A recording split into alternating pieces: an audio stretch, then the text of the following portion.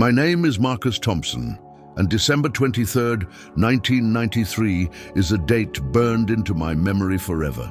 The snow was falling heavily outside the windows of Richardson and Associates, a mid-sized consulting firm in downtown Chicago. I was 26 years old, fresh out of Northwestern University with my MBA, and I thought I had the world figured out. I remember walking into the office that morning with a spring in my step, carrying coffee for my colleagues and humming Christmas carols under my breath. The office was decorated with twinkling lights and a modest Christmas tree in the corner of the reception area. Everyone seemed to be in good spirits, discussing their holiday plans and gift exchanges. "Marcus, could I see you in my office?" The voice belonged to Robert Richardson, the company's founder and CEO. He was a stern man in his 50s, with graying hair and wire-rimmed glasses that always seemed to reflect the fluorescent office lights. There was something different in his tone that morning, something that made my stomach clench with an inexplicable dread. I knocked on his office door and entered to find him sitting behind his mahogany desk, shuffling through papers with an expression I couldn't quite read. The Chicago skyline stretched out behind him through the floor-to-ceiling windows, the city looking peaceful under its blanket of snow. "Sit down, Marcus," he said without looking up. "We need to talk." I settled into the leather chair across from his desk, my heart beginning to race. "Is everything okay, Mr. Richardson?" He finally looked up, and I saw something in his eyes that I'd never seen before. Not just disappointment, but what seemed like genuine dislike. "Marcus, I'm going to be direct with you. Your employment with Richardson and Associates is terminated, effective immediately." The words hit me like a physical blow. I felt the color drain from my face as I struggled to process what he had just said. "I'm sorry. What? I don't understand." "You heard correctly," he continued, his voice cold and matter-of-fact. "Your performance has been consistently below our standards. You lack the vision and leadership qualities necessary for success in this industry. Frankly, I don't believe you have what it takes to make it in the consulting world." I sat there in stunned silence, my mind reeling. Just 3 months earlier, I had received a positive performance review. I had been working 60-hour weeks, going above and beyond on every project assigned to me. Several clients had specifically requested my involvement in their cases. "Mr. Richardson, I think there might be some mistake," I managed to say, my voice barely above a whisper. "My recent projects have all been successful. The Morrison account specifically asked for me to continue working on their expansion strategy." He leaned back in his chair, a slight smirk playing at the corners of his mouth. "Marcus, let me give you some free advice. Sometimes a person's potential becomes clear early on. You simply don't have the strategic thinking or the natural leadership instincts that this business demands. It's better for everyone if you find a career path more suited to your limitations." The words stung more than I could have imagined. I'd always prided myself on my work ethic and my ability to solve complex problems. To hear that my professional mentor, the man I had looked up to and tried to emulate, thought so little of my abilities was devastating. "You have 30 minutes to clear out your desk," he continued, glancing at his expensive watch. "Security will escort you out. Your final paycheck will be mailed to your address." I stood up on shaky legs, feeling as though the ground had shifted beneath my feet. "Mr. Richardson, could you at least tell me what specifically prompted this decision? If there are areas where I need to improve." "There's nothing to improve, Marcus," he interrupted, his voice sharp with finality. "Some people are cut out for leadership and others aren't. You're simply not executive material. You never will be." Those words, "You're not executive material, you never will be," echoed in my head as I walked back to my desk in a daze.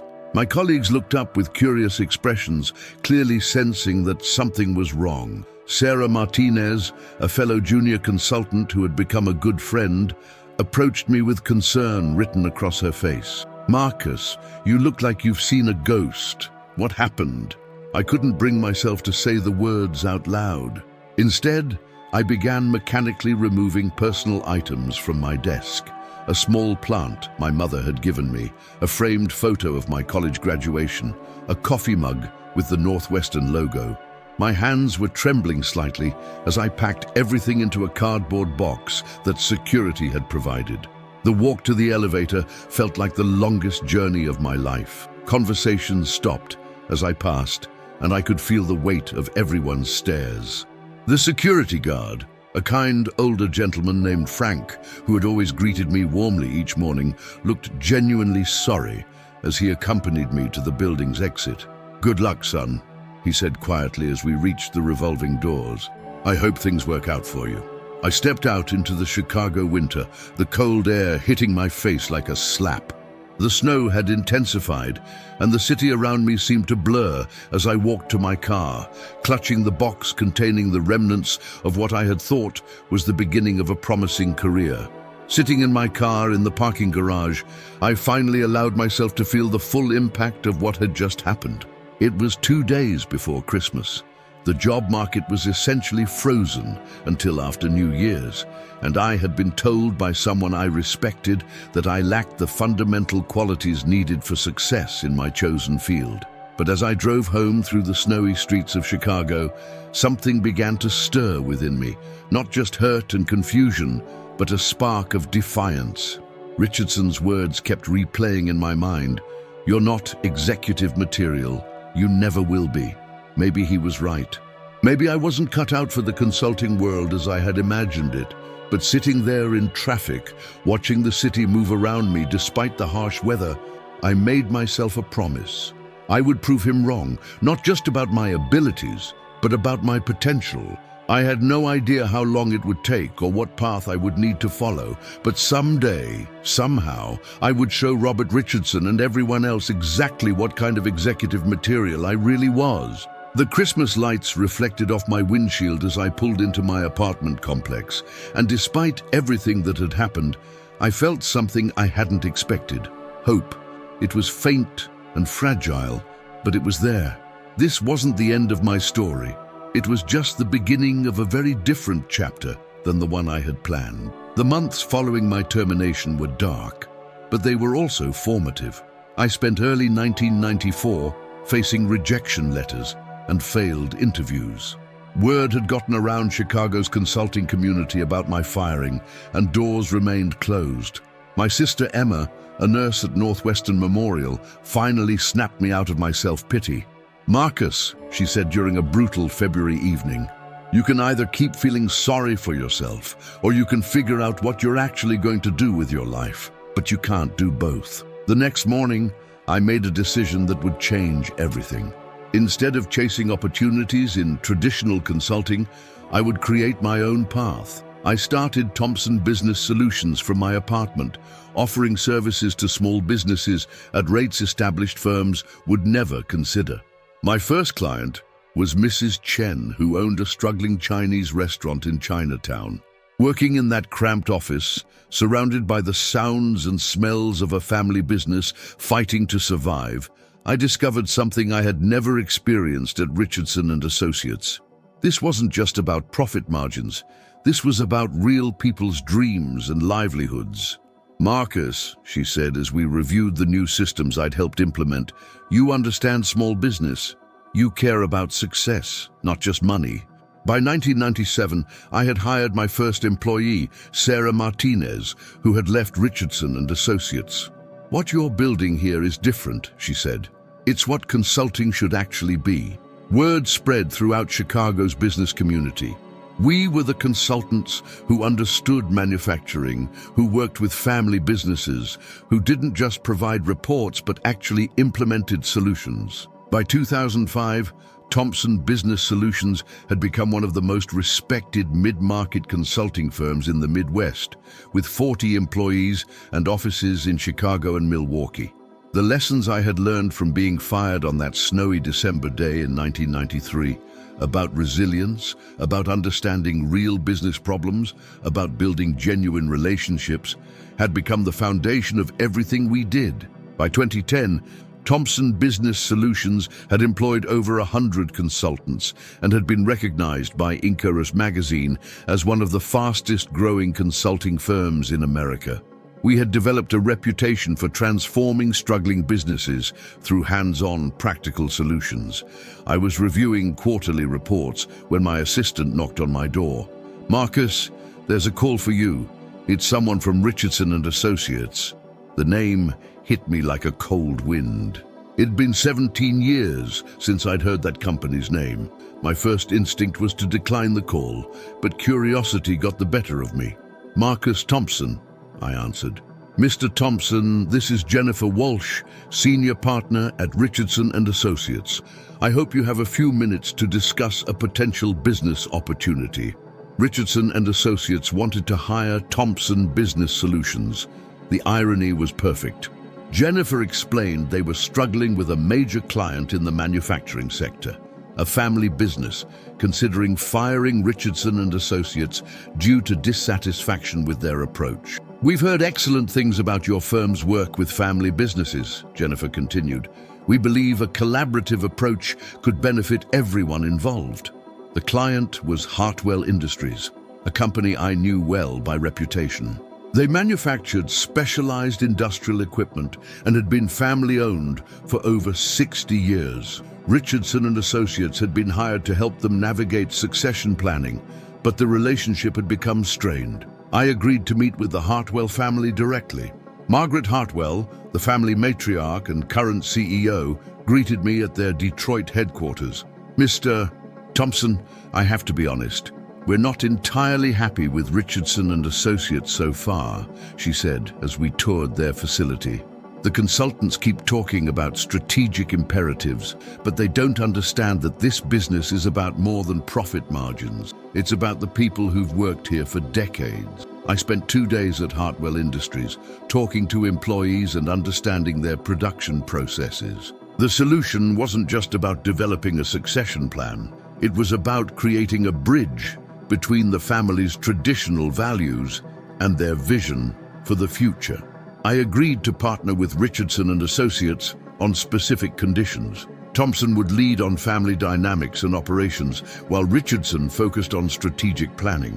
All recommendations would be developed collaboratively. The work proceeded better than expected.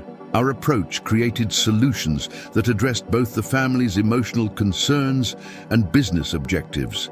6 months later, Margaret Hartwell called personally to express gratitude. "Marcus, what your team accomplished goes far beyond what we hoped for," she said. "You didn't just solve our business problems, you helped our family find a way to move forward together." The successful collaboration led to a formal partnership agreement between our firms. We were combining Thompson's specialized expertise with Richardson's resources, creating something more powerful than either firm could achieve alone.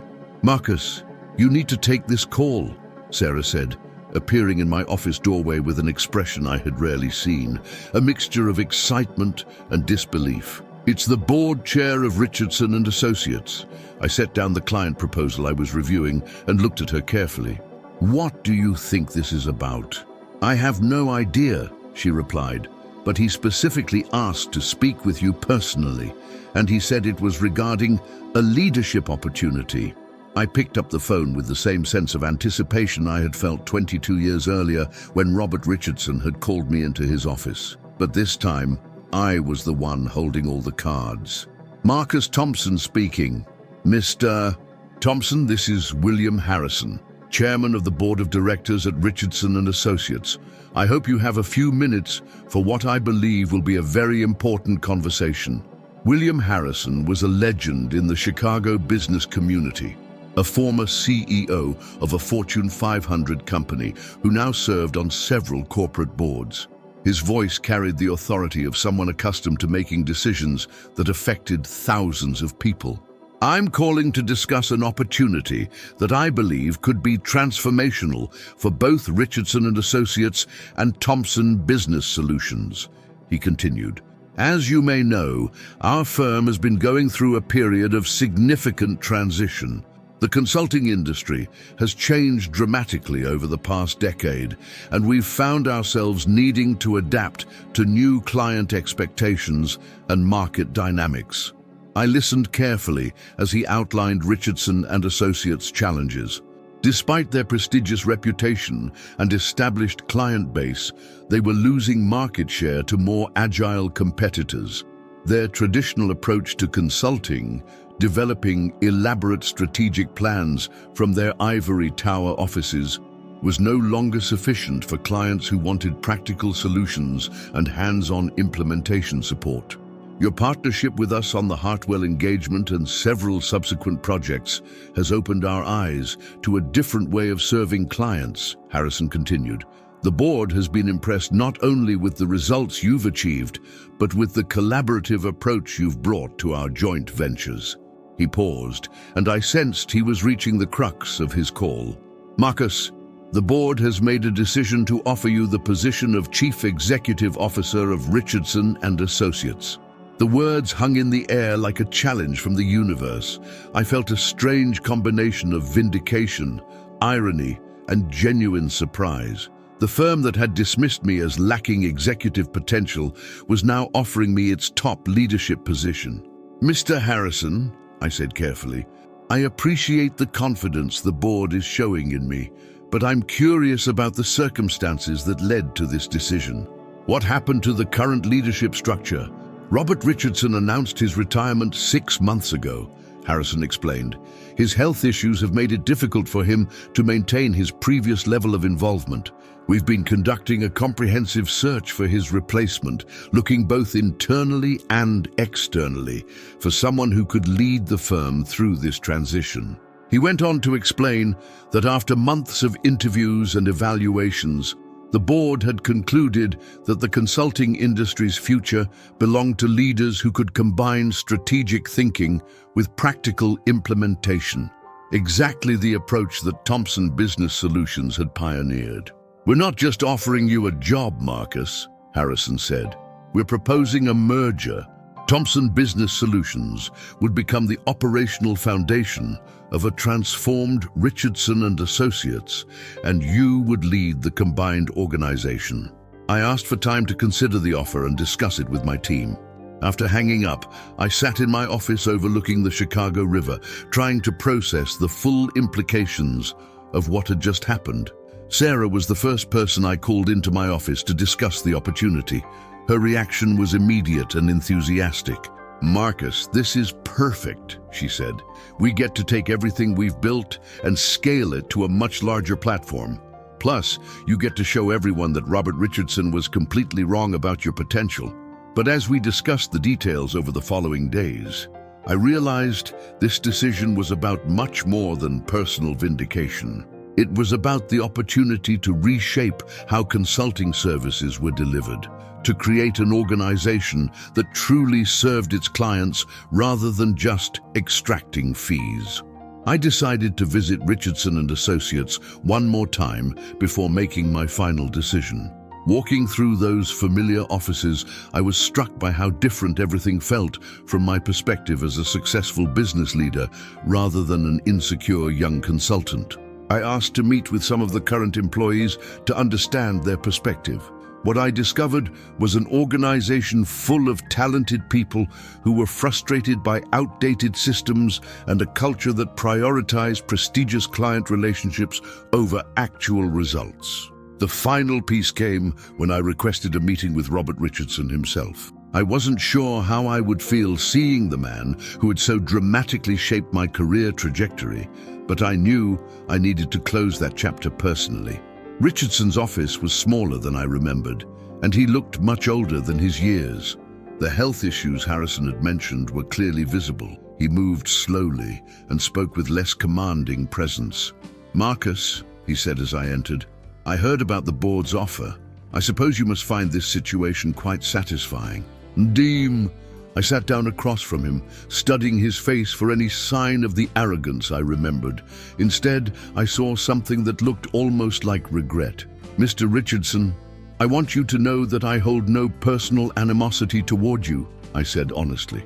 What happened 22 years ago was painful at the time, but it led me to build something I'm genuinely proud of. He nodded slowly. Marcus, I owe you an apology. My assessment of your potential was wrong. Obviously and dramatically wrong. But more than that, my approach was unnecessarily harsh. I've thought about that conversation many times over the years, especially as I watched your company's success. We talked for nearly an hour about the changes in the consulting industry, about the lessons we had both learned about leadership and business development. The board made the right choice, he said, as our meeting concluded. You've built something that represents the future of consulting. I hope you'll accept their offer.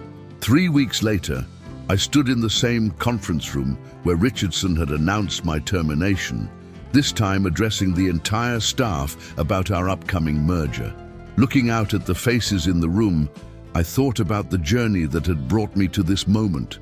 22 years ago, I was told I wasn't executive material, I began.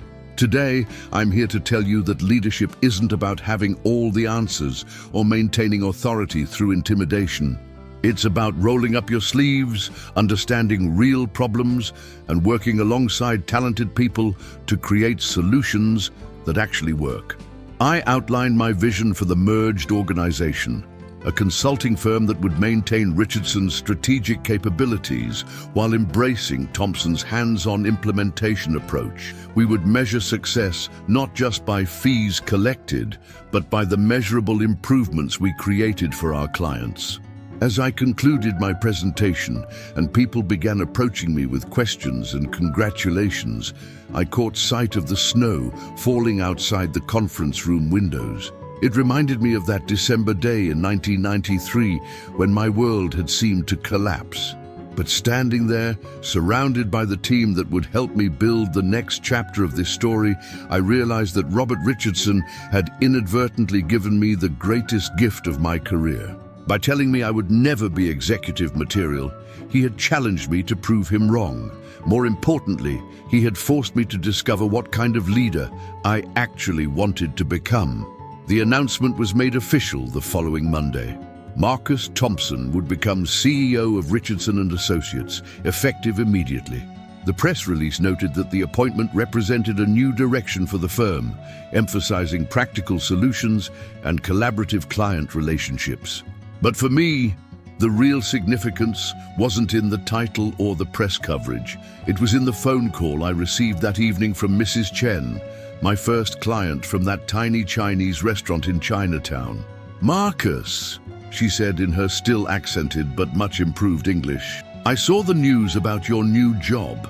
I want you to know you were always executive material. You just needed the right opportunity to show everyone else what I could see from the beginning." As I hung up the phone and looked out at the Chicago skyline, I smiled at the perfect symmetry of it all. I had started this journey being told I lacked the qualities needed for leadership success. I was ending it, or rather, beginning the next chapter, having learned that true leadership had nothing to do with commanding from above, and everything to do with understanding the people and problems you're trying to serve. Sometimes the best revenge isn't proving someone wrong. It's proving yourself right in ways that exceed even your own expectations. And sometimes the greatest professional failures become the foundation for the most meaningful successes. The snow continued to fall outside my window, and I couldn't help but think that December weather would always remind me of new beginnings.